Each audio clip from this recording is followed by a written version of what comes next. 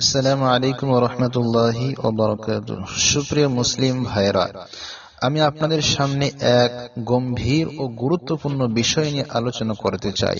সেই বিষয়টি হলো ওয়াকফ সম্পত্তি ও সাম্প্রতিক ওয়াকফ বিল।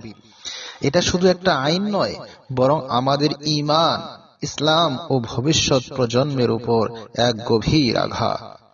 তো সর্বপ্রথম জেনে নেই ওয়াকফ কি, কেন এটি এত গুরুত্বপূর্ণ। সুপ্রিয় দর্শক, ওয়াকফ মানে আল্লাহর নামে কোনো কিছু দান করে দেওয়া, যা শুধুমাত্র দ্বীনের কাজে ব্যবহার হবে। উদাহরণ: মসজিদ, মাদ্রাসা, কবরস্থান, পানির হাউস, দারুল উলুম, দরগা, গরিবের জন্য হসপিটাল ইত্যাদি।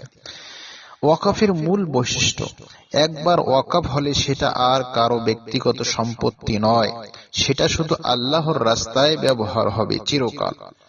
এই ব্যবস্থার ফজিলত: মুসলিম সমাজে শত শত বছর ধরে দ্বীনী প্রতিষ্ঠান, মসজিদ, মাদ্রাসা টিকে আছে এই ওয়াকফের মাধ্যমে। হাজার হাজার আলিম, হাফিজ, মুআল্লিম তৈরি হচ্ছে। নতুন ওয়াকফ বিল কি আনছে? সম্প্রতি ভারতে একটি নতুন ওয়াকফ সংশোধনী বিল পাশ হয়েছে। এই বিলে কিছু ভয়ঙ্কর পরিবর্তন আনা হয়েছে, যা আমাদের জন্য মারাত্মক হুমকি। অমুসলিমদের ওয়াকফ বোর্ডে নিয়োগ: মুসলমানদের ওয়াকফ সম্পত্তি পরিচালনায় অমুসলিম থাকবে। তারা সিদ্ধান্ত নেবে কোন মসজিদ থাকবে, কোনটা ভাঙা হবে। 2. সরকারের ওয়াকফ দখলের অধিকার: সরকার চাইলে যে কোনো ওয়াকফ সম্পত্তি নিজের কাজে ব্যবহার করতে পারবে। মাদ্রাসা বা কবরস্থানের জায়গায় অফিস, মার্কেট বা অন্য কিছু তৈরি করে ফেলতে পারবে। 3. মুসলমানদের অধিকার কমে যাবে। ওয়াকফ বোর্ড সরকারের নিয়ন্ত্রণে চলে যাবে। মুসলমানদের মতামতের কোনো মূল্য থাকবে না। 4. ওয়াকফ আয়ের হিসাব গোপন: মুসলমানরা জানবেও না তাদের দানকৃত সম্পত্তি থেকে আয় কোথায় যাচ্ছে। এর ভয়াবহ পরিণতি কি হতে পারে?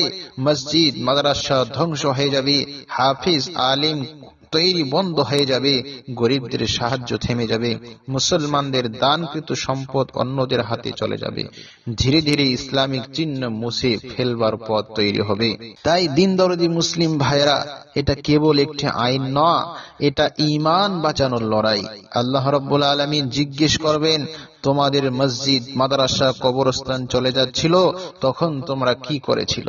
কোরআনের স্পষ্ট সতর্কতা, ওয়াতাসিমু বিহাবলিল্লাহি জামিআ ওয়া লা তাফাররাকু, তোমরা সবাই মিলে আল্লাহর রজ্জু অর্থাৎ ধর্ম শক্ত করে ধরো এবং বিভক্ত হও না। সূরা আলে ইমরান আয়াত 103।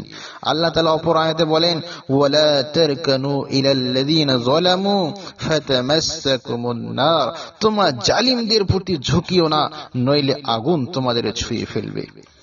আমরা কি করব? 1. সচেতনতা ছড়ান, নিজে জানুন, অন্যকেও জানান। 2. মুসলিমদের ঐক্য গড়ে তুলুন, আলিম, ছাত্র, শিক্ষক, সংগঠন সবাই মিলে প্রতিরোধ গড়ে তুলুন। 3. দোয়া ও আমল করুন, কেঁদে কেঁদে দোয়া করুন যেন আল্লাহ আমাদের হেফাজত দান করেন। 4. আইনি প্রতিবাদ গড়ে তুলুন, মুসলিম আইনজীবীদের নিয়ে আইনি লড়াই শুরু করুন। দোয়া: হে আল্লাহ, আমাদের ওয়াকফ সম্পত্তিকে হেফাজত দান করেন। হে আল্লাহ, আমাদের ঈমান ও দ্বীনকে রক্ষা করেন। হে আল্লাহ, যারা ইসলাম ধ্বংস করতে চায় তাদের তুমি হেদায়েত দাও অথবা ধ্বংস করে দাও। আমিন। শেষ কথা, মুসলিম ভাইরা, সময় এসেছে জেগে ওঠার। চুপ থাকলে চলবে না, কথা বলুন, ঐক্য গড়ুন, দ্বীন ও ঈমানকে রক্ষা করুন। জাযাকুমুল্লাহু খাইরান জাযা।